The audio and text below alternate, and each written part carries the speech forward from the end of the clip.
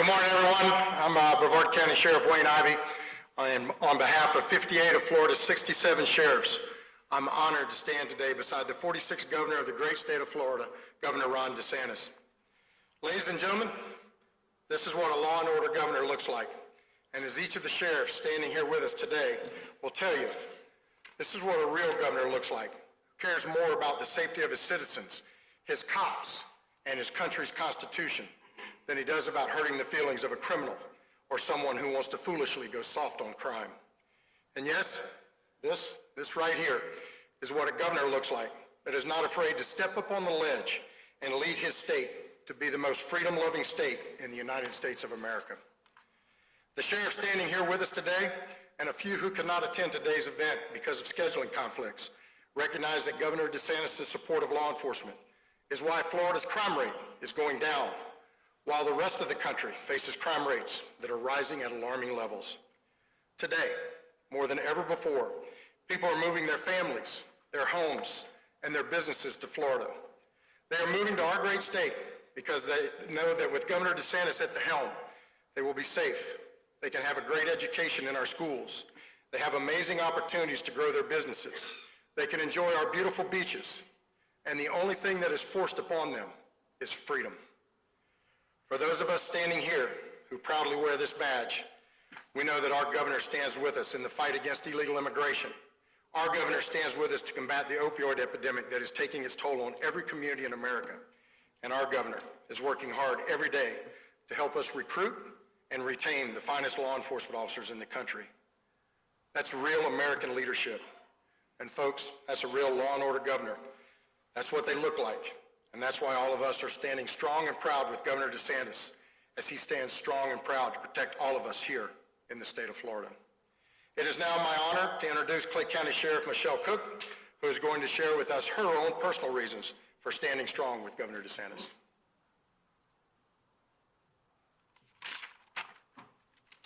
Good morning. My name is Michelle Cook, and I am honored to be the Sheriff of Clay County. One of the greatest challenges facing our country today is the ever-increasing resignation and retirement rate of experienced law enforcement officers. The threat of vocal, anti-cop radicals coupled with stagnated wages can force even the most dedicated officer to reconsider his or her career path. While some politicians have chosen to remain silent or even lend their voice to those demanding the defunding of police, Governor Ron DeSantis has shown his support for law enforcement in a tangible way. Thanks to Governor DeSantis, every sworn officer in the great state of Florida recently received a $1,000 bonus, and the governor has indicated his support to provide additional incentives to help attract new officers to Florida and help retain those who already serve here. This type of support not only helps our officers financially, but it increases morale as Florida officers recognize that our governor has our backs.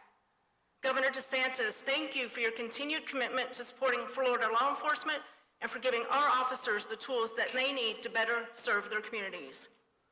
Now, before I introduce the next speaker, I would ask you to be especially encouraging and kind to him.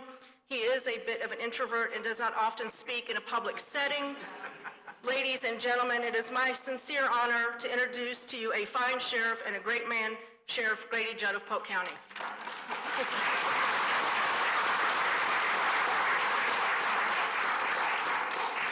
Thank you, Sheriff. I got up early this morning and I've taken several deep breaths. I think I can make it through this. It's truly my honor to be the sheriff from the state of Florida. You know, leadership starts with the governor. Leaders start from the front of the pack. We've seen far too many leaders in government across this nation who wanted to be politically correct, who wanted to be followers, not leaders. When you look at Portland, Oregon, you look at Seattle, Washington, you look at Baltimore and Chicago, you say, why is crime up? Why is the fear of crime through the roof? Why is there panic? It's because who they elect to local office, who allows that to occur, who does not support law enforcement officers. Ladies and gentlemen, when you saw the burning in Portland, you didn't see that here. When you saw the burning in the big cities across the United States, you didn't see that here. What you saw was a governor who stepped up And he said, not in Florida. As a result, in the last 2 years, 48,000 people have moved to my county alone. And as I move through the people of the community, they say, Sheriff, there's 2 reasons I moved to Florida. I was going to retire and I didn't know where to go other than I'm in Polk County. You know why? It's because Governor DeSantis and Grady Judd.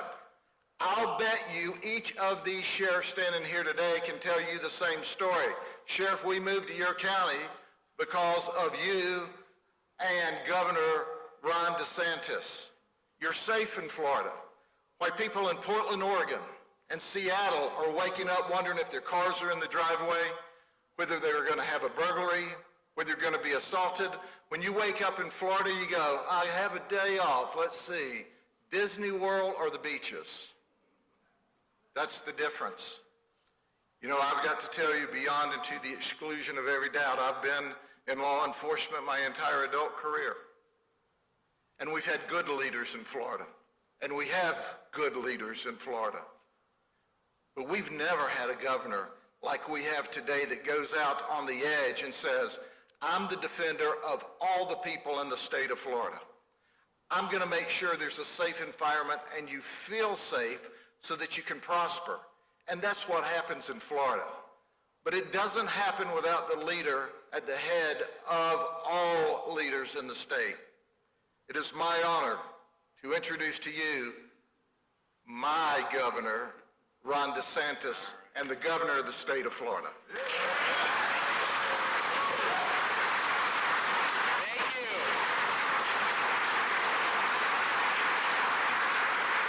Well, thanks so much. The sheriffs here in the state of Florida are absolutely outstanding. Every single community in Florida, the sheriffs play a very special role. Obviously, they're there to protect the public, but people look at their sheriffs for guidance. They respect them, and they are some of the most important constitutional officers we have in our entire state. And so I'm honored to be able to be here today and accept the support of so many of Florida sheriffs. And Sheriff Judd mentioned it. You look around the country, it's a much different picture where we see crime absolutely skyrocketing through the roof. That didn't just happen by accident.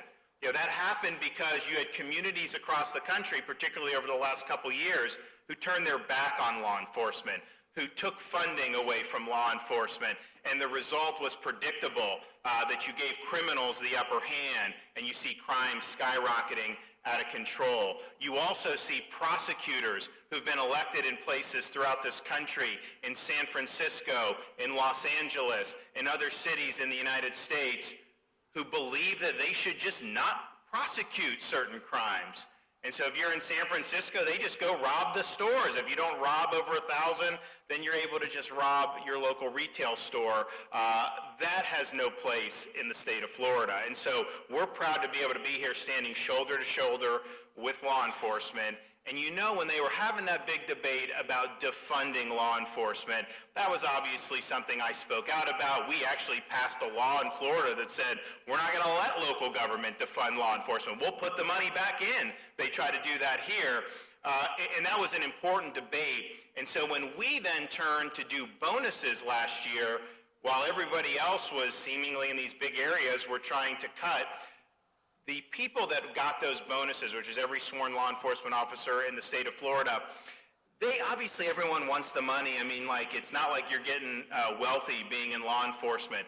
You know, these are people that are having to make ends meet. And so that made a difference. But they were much more happy about it because it showed that the state of Florida had their back. To be able to get a check from the state of Florida saying, thanks for standing on that wall for us, we're here to support you, made all the difference. And so in those communities where they're cutting law enforcement funding, of course that's not good, but what makes it even worse is the signal that it sends. They are not supported in those communities. So why the hell are you gonna risk your life when you're not gonna have any support from the community and from the political leadership? In Florida, we recognize people who are risking their lives to be able to protect the public, and we've got your back, and we'll continue to have your back. And you know, it's fine to say that, And honestly, just saying that is better than what a lot of these elected officials have been doing over the past couple years. But you also have to take actions to show that you mean it. And yes, we've done that, whether it was preventing the defunding of local law enforcement, whether it's increasing penalties for rioters that attack law enforcement, whether it was the $1,000 bonuses. And as good as all that stuff is, we've really only just begun. Right now in the legislative session, the Florida House is working on a bill that's incorporating what I had suggested last year and even building upon it. So yes, we want $5,000 signing bonuses for anybody who's qualified from out of state to come in, or for people that are new to the profession in state, because we want this to be a profession that people can be proud of. And in Florida, by giving those $5,000 bonuses, yes, it's good financially for these folks, but we're telling you we're doing this because you're entering a noble endeavor, and we support what you're doing. We're also looking to have law enforcement academy scholarships for people. We do great programs like Bright Futures. If you want to go to the University of Florida, Florida State, UNF, great. I'm a big supporter of that. But let's give the support for people who are going in this different path. And so I think that's going to be something that's going to make a big difference. And we're going to be defraying the cost up to $1,000 for people that are transferring and out of state. Any type of certification training, we'll be able to reimburse those. And give the legislature credit. They've not only taken what I had advocated for, they're actually adding to it. In the state of Florida, under the bill that's currently in front of the Florida House, any law enforcement family will be able to access our family empowerment school choice scholarships. You know, those are mostly targeted for lower income families, as well they should be. But you know, if you're in law enforcement, it ain't like you're high on the hog. You know, you're not poor, but you're not high on the hog. Opening those scholarships up is going to be great for a lot of families throughout the state of Florida.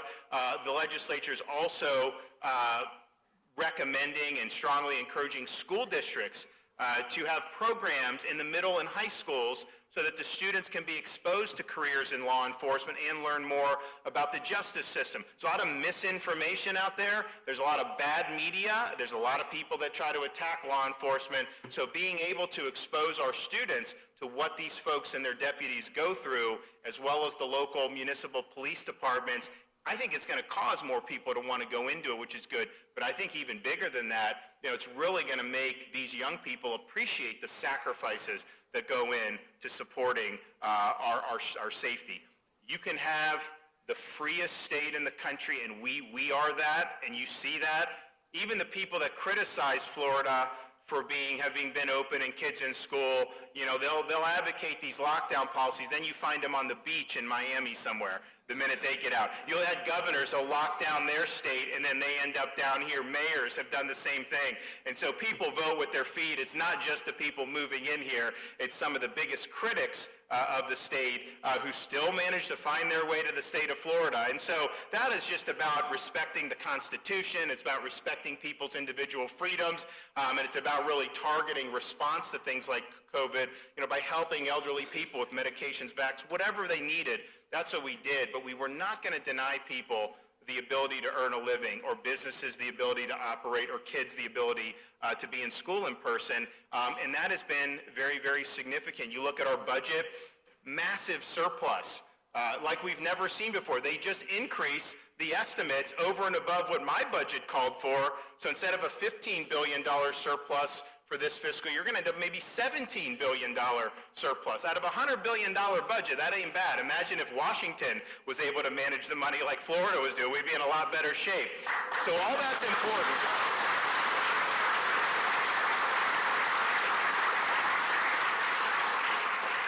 So all of that is important, but none of that would amount to anything if you saw chaos on the streets like you see in Portland and Chicago and some of these other places. You don't have freedom without the rule of law and without people enforcing law and order. And so that is what we're standing for here in the state of Florida. There's a lot of different places around this country that have gone in different directions. Heck, there's people in this state that would love to take our state in different directions. And what we're here to say, standing shoulder to shoulder with some of our great public servants, is not on our watch. We're going to keep this a free state, and we are going to keep this a law and order state. So thank you for your support, and God bless you.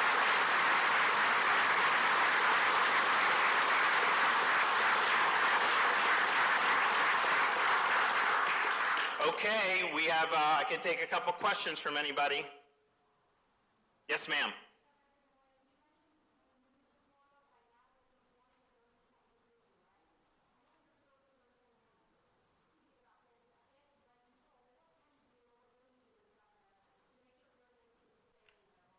So, the issue about, because you have such demand to live here, you've seen huge increases in property values. I think about, we had a place, and when we got married, my wife and I in 2009, we bought a place in Ponte Vedra Beach. And that was the bottom of the market. And then when we moved to Tallahassee for the governor thing, we didn't know, we have young kids, are we going to go back? So we decided to sell it. We made a lot of money. But if I had just left it vacant and just paid them, I would have made so much more money because everything's gone up. So part of this, I think, is just the fact that, there's strong demand to live in the state of Florida. And most Floridians, the number one asset that they have is their home. So we have a lot of elderly people who've paid off their homes and have been in there, and then they now have an asset that is worth a lot more than it was just a couple years ago. I don't think that that's being driven by speculation like it was in 2007, 8, 9 when the whole market crashed. I think there's just authentic demand to be able to live in Florida. And so it's good for homeowners when it goes up. It's a lot difficult for people that are buying. And then, of course, that trickles into renting homes, renting apartments, and all these other things. And so what we've done, really, since I've been governor, we've fully supported funds for our affordable housing programs. I mean, there are incentives so that people are able to build apartments and things like that that are multifamily that allow people, particularly who are in the workforce, to be able to do. And so we have that in our budget. I imagine that the legislature is going to continue. Now, there also has had, and I don't know the exact figure, but it's certainly hundreds of millions of dollars that's been dispersed with rental assistance, mostly coming from some of the federal COVID money. And so that has gone through our Department of Children and Families, and it's hundreds and hundreds of millions of dollars. But this is not something that is new to us. We've always supported those programs. I did hundreds of millions of dollars from the first COVID bill to help people who were doing that. And I think it is important because you have a lot of opportunities in the workforce right now because the economy is doing well. With all the problems in the economy nationally, we're really fighting against a lot of difficult headwinds. And the inflation that you're seeing, it's not 6 or 7%. It is way more than that. If you look at different things like how much it costs for gas, how much some of the core food items have gone up, you look at materials for anything but homes. I had to go back, our budget last year that I signed, we funded a lot of big projects.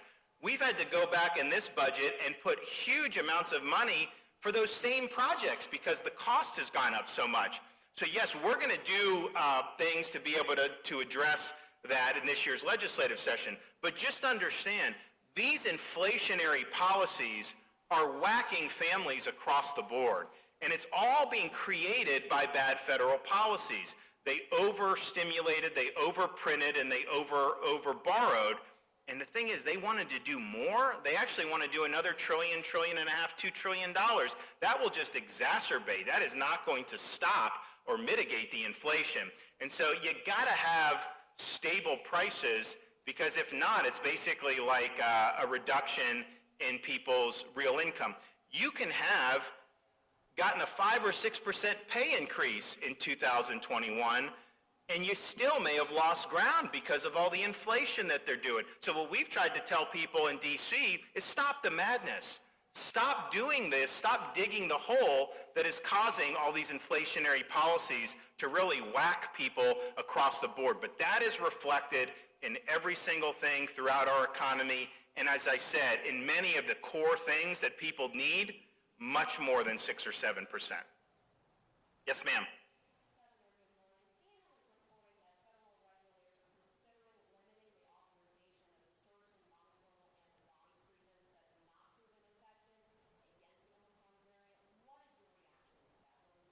Well, they've been messing with our monoclonal antibodies for months and months. You remember in Jacksonville, this was the first place we started a clinic. And the reason was you get a surge in hospital admissions because of the Delta.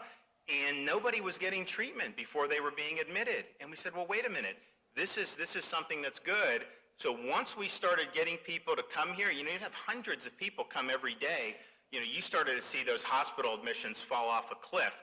After we had a couple weeks of success with it, the Fed seized control and cut Florida's monoclonal antibody allotment. And I had to do a deal with another company to paper over the shortage. Fortunately, we had some of the lowest COVID prior to Omicron in the country, so even with the drastic cuts, we were able to meet the demand.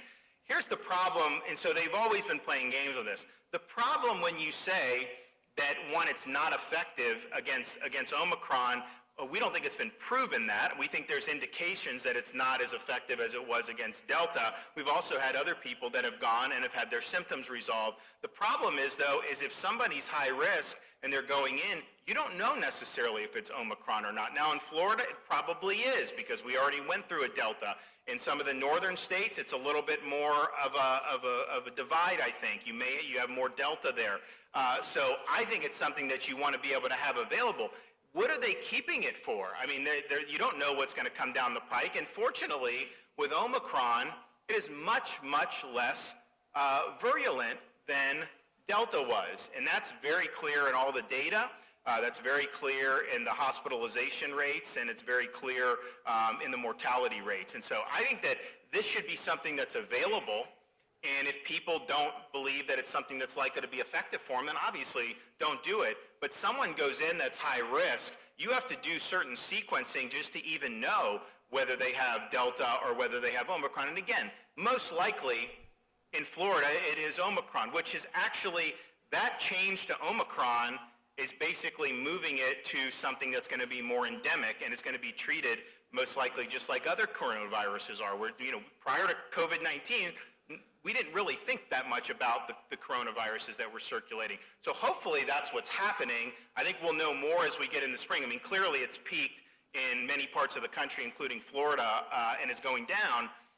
You're going to likely see something happen in the spring. We usually get a little bit of a bump, not like we get in the summer. And so that'll be telling to see what's on the horizon with that. But to the extent it's becoming much more contagious, but then very muted in terms of the lethality compared to Delta, that is the type of thing that you want to be able to have. So, but I just want to say, I want to thank people in law enforcement for what they've done over the past 2 years to help response efforts, with COVID. I mean, when people needed help, you had law enforcement there. That was why I thought it was so offensive that there were some that wanted to fire cops due to these COVID vaxes, because a lot of these cops that already had COVID, a lot of them were exposed to COVID knowingly because they were helping other people. But anytime we needed something, it was really our first responders. The firefighters were great, EMTs.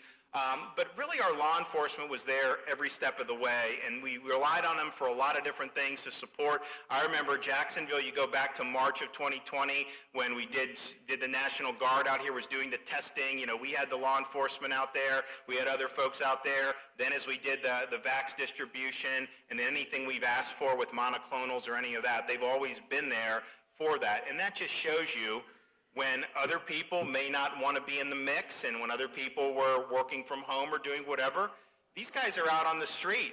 They can't keep the public safe on Zoom calls. They actually have to be out there doing their job. And so that's what they did, and you never heard a peep out of them complaining or anything. It's like, put me in, coach. They wanted to be there because they know that that's their responsibility. And so I just think, I look around and when you see some of the stuff that's gone out about some of the first responders negatively over the years, I just think about, like, anytime anything happens, these are the guys that are there. Fire as well. These folks are there, and they put their heart and soul into helping people that are in need, and that's, to me, a noble endeavor. It's a noble calling, and it is why we are so supportive of what they do. So thank you all. God bless everybody. We appreciate it. Thank you.